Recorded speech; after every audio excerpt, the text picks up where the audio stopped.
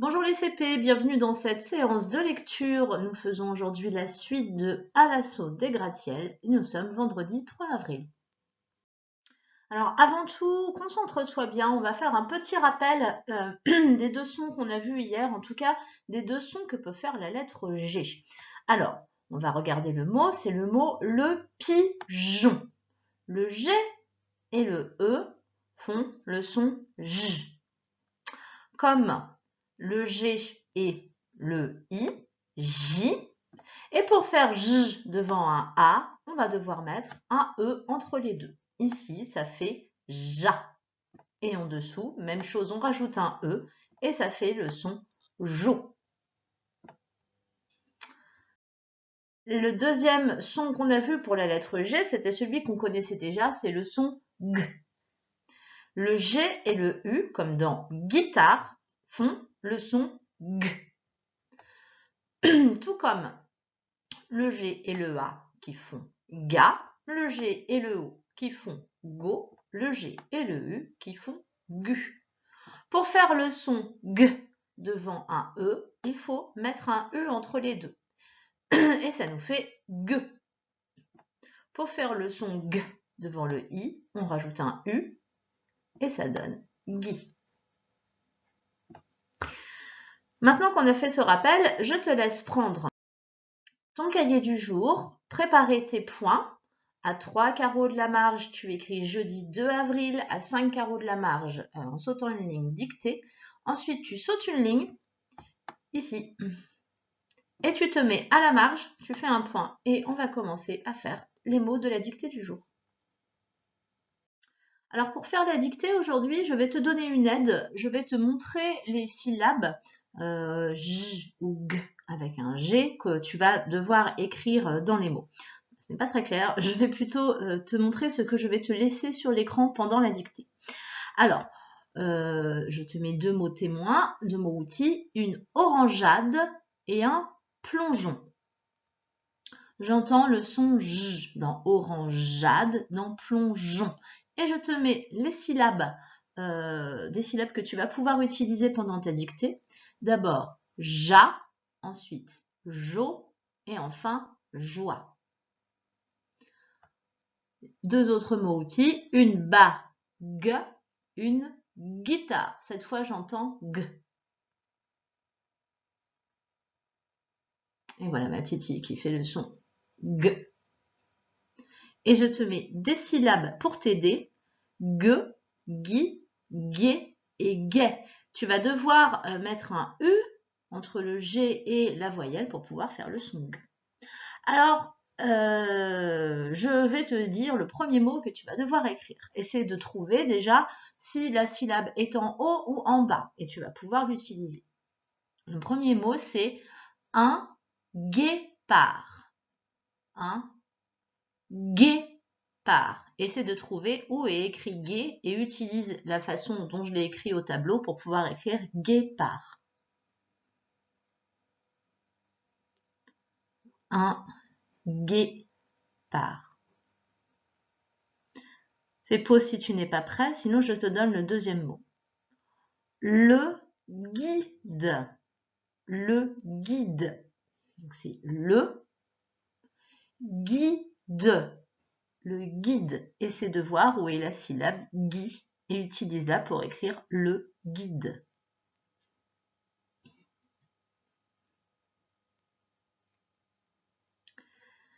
Si tu es prêt, je te donne le mot suivant, sinon fais pause. Le mot suivant, c'est le plongeoir. Le plongeoir. Cette fois, j'entends J, plongeoir. Regarde les syllabes et trouve celle que tu vas pouvoir utiliser. Le plongeoir.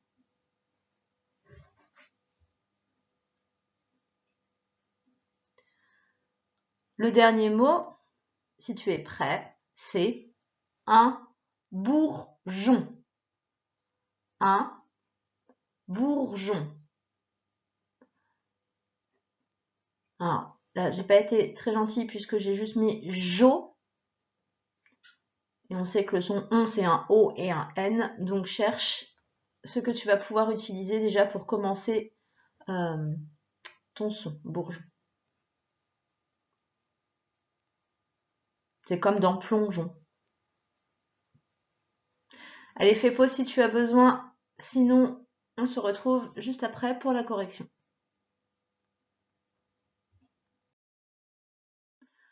Alors, le premier mot, c'était un guépard. Il fallait mettre un U entre le G et le E pour faire le son G. Sinon, ça faisait G. Donc là, la syllabe qu'il fallait utiliser, c'était G-U-E. Guépard. Alors, il y a un D à la fin de guépard. Rajoute-le, parce que je ne pense pas que tu l'aies mis. C'est un D muet, mais il est dans le mot. On a besoin d'un D pour bien écrire guépard. Ensuite, le guide, même chose, pour faire le son G, c'était un U, G-U. Donc la syllabe, c'était G-U-I, guide. Ensuite, le plongeoir. Alors j'avais mis le E ici pour faire le son J, sinon ça faisait goi, le plongeoir. Et non, il fallait bien un E. La syllabe, c'était G-E-O-I. Et enfin, le dernier mot, c'était un bourgeon. Le jon est ici. Alors, dans le petit tableau des syllabes juste avant, je t'avais mis juste jo, G-E-O. Mais voilà, il fallait rajouter un N à la fin pour faire jon, qui est ici. Voilà pour la dictée. Dans quelques instants, tu vas faire un exercice dans ton fichier d'exercice, mais je voudrais qu'on le prépare un peu avant, puisque c'est toujours un exercice un peu compliqué. Regarde la phrase au tableau. Il y a un problème avec cette phrase, c'est que tous les mots sont collés. Voilà, donc c'est le fameux exercice où il va falloir partager les mots pour pouvoir recopier une phrase correcte à la fin. Donc c'est bien une phrase puisque au tout début, tu vois qu'il y a une majuscule et à la fin, il y a un point. Il y a une autre majuscule ici, le G, ça veut dire qu'on va avoir un nom propre. Alors, tu as plusieurs façons de faire cet exercice. Soit tu essaies de lire la phrase en écoutant bien ce que tu dis pour essayer de comprendre comment les mots tu vas pouvoir les découper.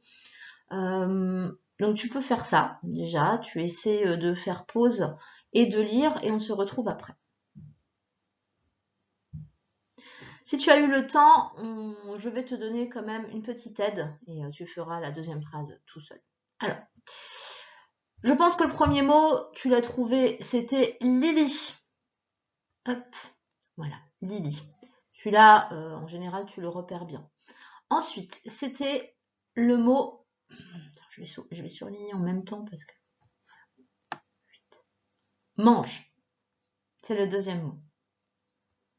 Lily mange. Ensuite, une.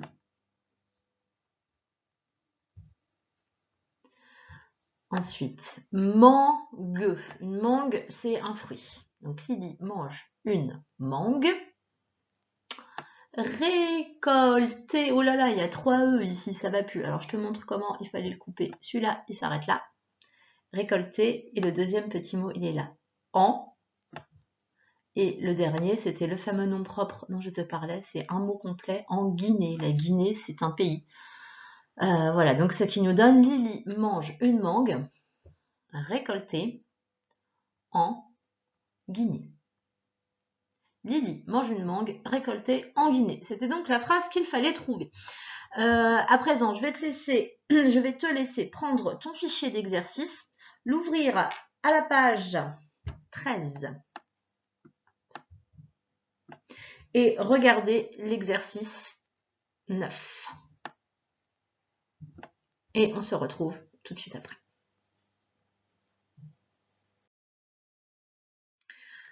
Donc l'exercice 9, la première phrase, c'est celle qu'on vient de faire. Lily mange une mangue récoltée en Guinée. Donc il va falloir que tu te souviennes de ce qu'on vient de faire et que tu recopies la phrase avec les mots bien séparés juste en dessous. N'oublie pas la majuscule, n'oublie pas les points et puis ensuite tu peux faire le même exercice avec la deuxième phrase. Je te laisse faire pause. Si c'est trop compliqué pour toi, on passe assez rapidement à la solution. Ne t'inquiète pas. À tout de suite.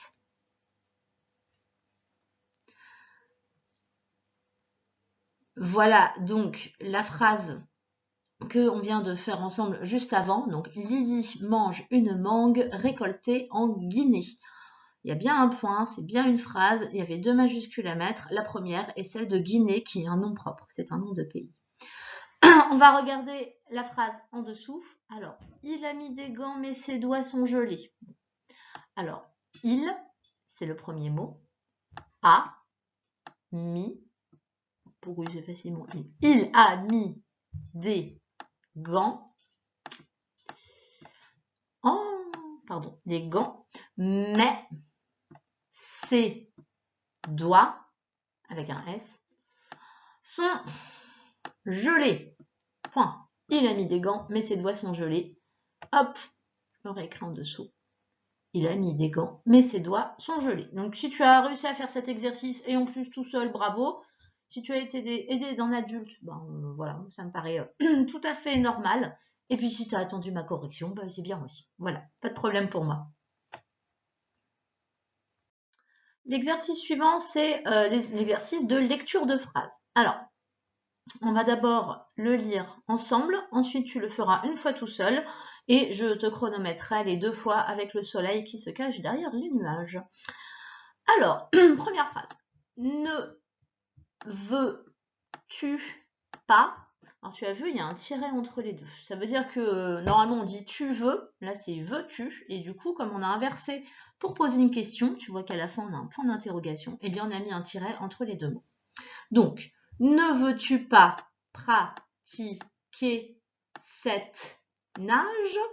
Ne veux-tu pas pratiquer cette nage? Voilà, on est en train de demander à quelqu'un s'il n'a pas envie de nager. En fait, clairement, c'est ça. Donc, ne veux-tu pas pratiquer cette nage? Point d'interrogation.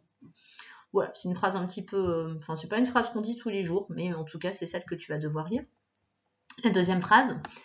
Les pirogues. Alors, une pirogue, c'est un bateau à fond plat où on peut se mettre à plusieurs. Hein, et voilà, une pirogue. Les pirogues ne sont pas arrivées sur la plage. Les pirogues ne sont pas arrivées sur la plage. Alors, pour t'aider un peu, je vais... Pardon. Hop là. Le gueux qui est ici, je te le surligne. Et le je qui est dans nage, je te le surligne aussi. Alors, pas dans cette couleur-là, parce que là, tu ne vas plus rien voir. Hop. En bleu, non, cette nage. Sur la plage. Donc là, je t'ai surligné le G qui fait G en vert et le G qui fait J en bleu. Attention, si tu es prêt, je lance le chronomètre soleil qui va vers le nuage, ne fais pas pause et je te laisse lire ces 2 phrases avant que le soleil ne se cache. Attention, top! C'est parti.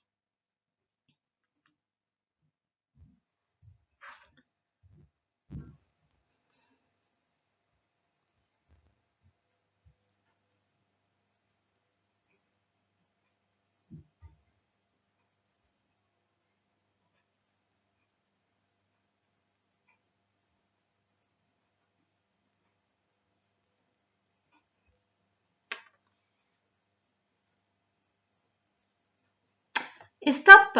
Voilà, donc soit tu as trouvé ça très très très facile et auquel cas bah, tu vas juste essayer de faire mieux, soit ça a été compliqué et je t'offre une deuxième chance d'y arriver en lançant un deuxième soleil. Attention, 3, 2, 1, partez!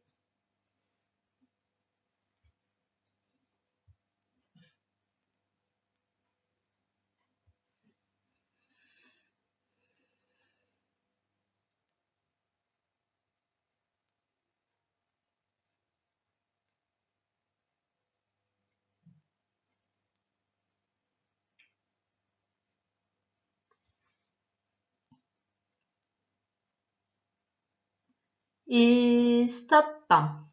Voilà, le soleil est arrivé. Bon, et bien encore une fois, soit tu as réussi à faire mieux, à améliorer ton score auquel cas, c'est très bien. Sinon, si tu veux encore progresser, tu peux revenir en arrière de la vidéo et recommencer. Avant de regarder l'histoire, le texte de l'histoire de Taoki, je te laisse te souvenir un peu de ce qu'on avait vu sur l'image. Essayer de te souvenir où se passe l'histoire, où sont Lily et Hugo, ce qu'ils font là, Taoki, tout ça. Donc je te laisse regarder et on se retrouve après pour voir l'histoire. Je vais te laisser découvrir le texte d'abord tout seul. Si c'est trop compliqué, tu peux attendre qu'on fasse la lecture ensemble. Et donc voilà, une fois que tu l'auras lu, on se retrouve. À tout de suite.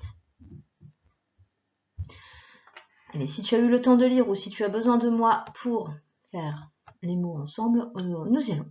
Donc Taoki et les enfants sont à New York. Alors, Taoki et les enfants sont à New York. Les enfants, ce sont Lily et Hugo, bien sûr. Donc, New York, une grande ville des États-Unis. Les États-Unis, c'est souvent ce que vous, les enfants, vous appelez l'Amérique. En fait, voilà, c'est ce qui se passe, c'est ce qu'il y a de l'autre côté de l'océan pour nous. C'est un pays qui est loin. Et New York, c'est une très grande ville, donc des États-Unis. Les habitants la surnomment. Alors, surnommer, ça veut dire donner un petit nom à quelqu'un. Je sais pas, donc là j'ai pas d'idée, donc je ne vais rien dire. Donc les habitants surnomment New York, leur ville, ils l'appellent la grosse pomme. La grosse pomme. En anglais, on dit the big apple. The big apple. Donc voilà, la grosse pomme, parce que c'est une grande ville. Je suppose. Après, je peux aller vérifier et je te dirai. Entouré de pigeons, comme souvent dans les villes, il y a beaucoup de pigeons, Lily et Hugo sont plongés dans leur guide de la ville. Alors, un guide, c'est un petit livre qu'on prend avec soi quand on visite une ville. C'est un petit livre qui nous dit où c'est bien d'aller manger, où on peut aller dormir, ce qu'il faut visiter, et puis des petites histoires sur la ville, les choses qu'on peut y voir. Donc voilà, c'est un guide quand on est touriste. Donc, entourés de pigeons, Lily et Hugo sont plongés dans leur guide de la ville et cherchent leur chemin. Ils ne connaissent pas la ville, donc ils ont besoin d'un guide, d'une carte pour savoir où aller.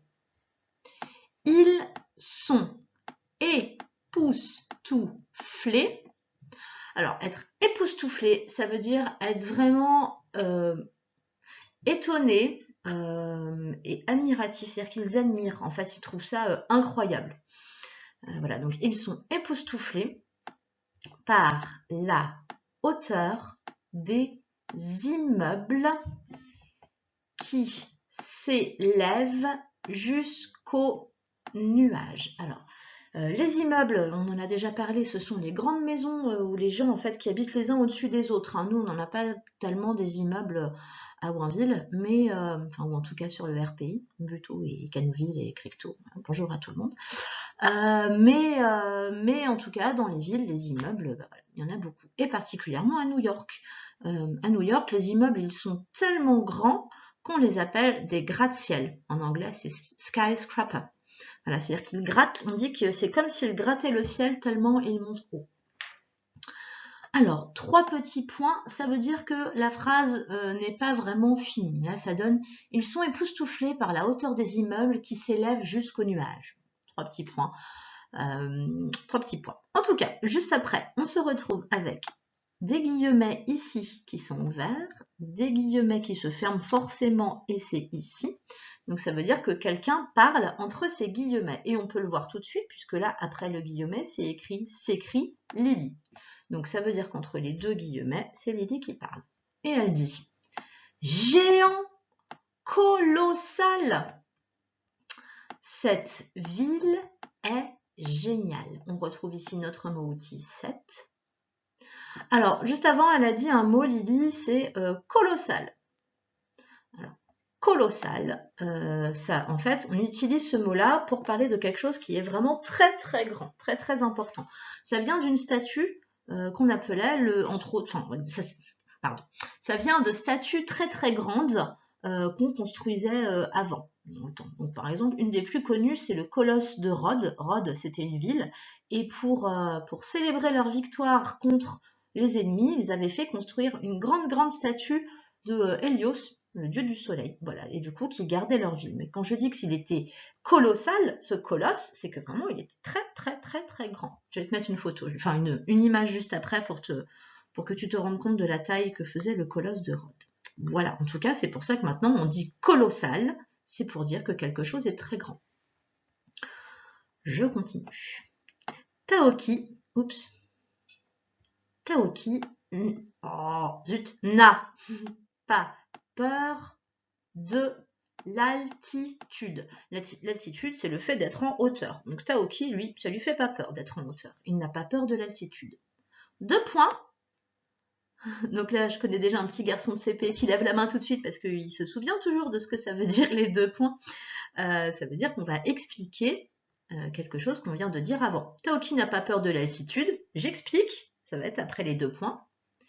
Il se prend pour un super héros, donc il se prend pour un super héros, et se met à grimper le long d'une tour. 3 petits points. Alors, tu as vu 2 fois ils utilisent le verbe grimper, hein, c'est-à-dire que Taoki il se prend pour un super héros, comme Spider-Man d'ailleurs, qui se passe à New York, je crois. Ou Superman, et il se met à grimper le long d'une tour. On utilise 2 fois grimper pour montrer que c'est quelque chose qu'il continue à faire. Donc il grimpe le long d'une tour. Il dit bonjour aux gens qui le regardent passer d'un air ahuri. Alors, avoir un air ahuri, c'est avoir l'air de ne pas comprendre ce qui se passe. L'air complètement ahuri, ça veut dire que, à mon avis, ils ont des yeux grands ouverts, la bouche ouverte, et ils montrent en fait qu'ils ne comprennent pas pourquoi un dragon est à leur fenêtre alors qu'eux, ils sont dans l'immeuble très haut. Voilà pour l'explication du texte.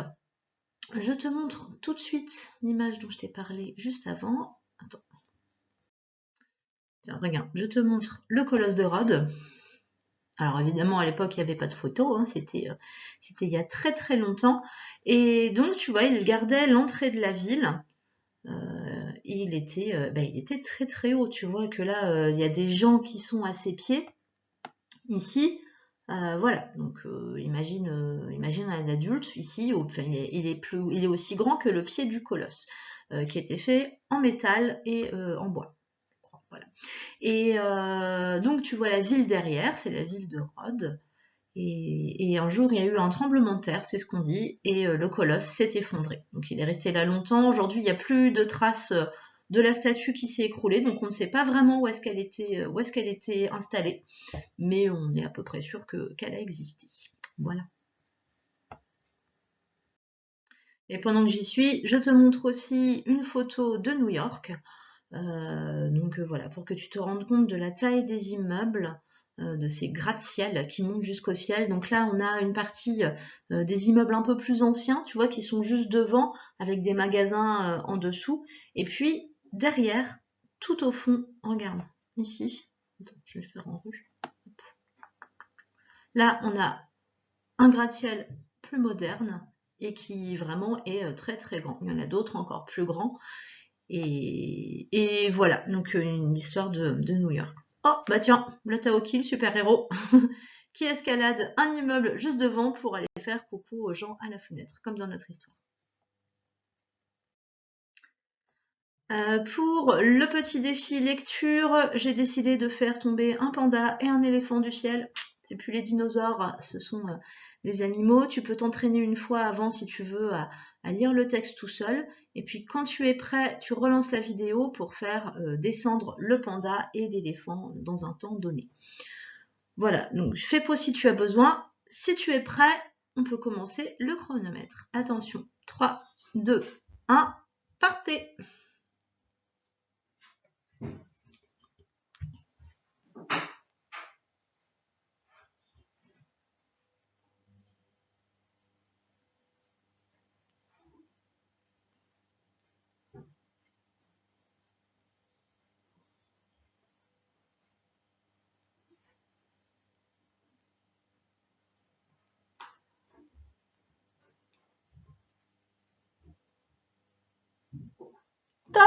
Voilà, le panda est devenu rouge, ça veut dire que tu dois t'arrêter. Soit tu as lu tout le texte avant que le panda descende, soit tu t'es arrêté au milieu, essaie de repérer le mot auquel tu t'es arrêté et essaie de faire mieux pour l'éléphant qui va à présent descendre du ciel. Attention, deuxième essai.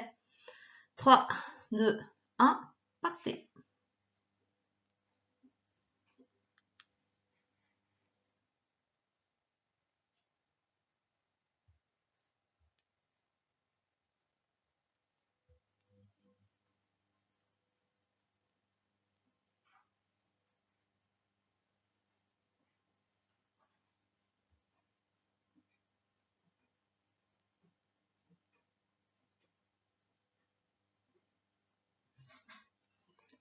Stop!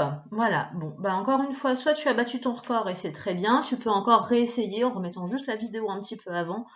Voilà. Bon. Allez, il nous reste 2 exercices à faire pour terminer, avant de terminer cette séance. Il va falloir... ah bah moi j'ai caché le numéro de l'exercice. Enfin, je pense que tu peux le retrouver facilement dans ton fichier. Bah, ça va être l'exercice 11. Voilà. Donc, exercice 11, il faut entourer la bonne réponse. Donc, tu vois, il y a le début de phrase et après, hop, qui se sépare en 2 possibilités. Donc, tu dois entourer la bonne réponse. Je te laisse lire et on corrige ensemble ensuite. Allez, si tu as eu le temps, on regarde ensemble. Première phrase. Nos amis sont à Los Angeles, à New York. Alors, Los Angeles, c'est une autre ville des États-Unis, mais là, ils sont à New York. New York. La ville est surnommée la grosse pomme ou la grosse poire? La grosse pomme.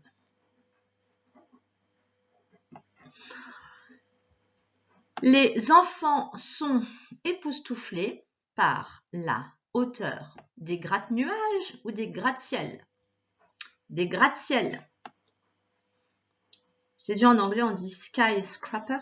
Sky, ça veut dire ciel. Sinon, nuage, ça aurait été cloud. Voilà. Skyscraper, des gratte-ciel.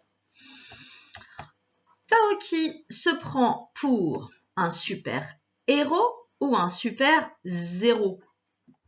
Pour un super héros, évidemment.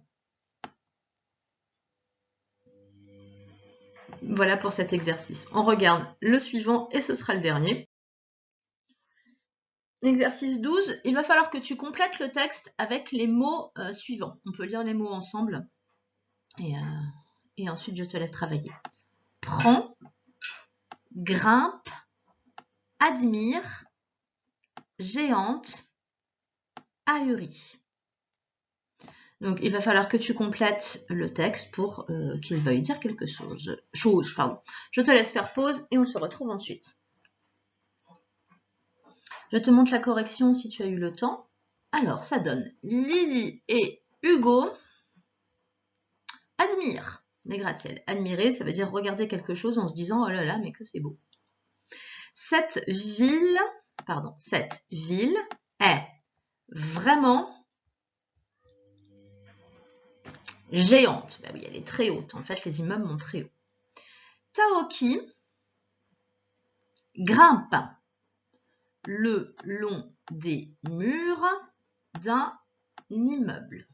2 points, ça veut dire qu'on explique. Il se prend pour un super héros. Et enfin, ahuri, les gens le regardent passer. Et voilà pour la séance d'aujourd'hui. J'espère que ça a été. Je vais te faire comme la dernière fois avec le Nouvel An chinois. Je vais te laisser regarder quelques images de New York, de ces immeubles et de ces rues. Voilà, je te souhaite une bonne fin de journée et un bon week-end. À lundi.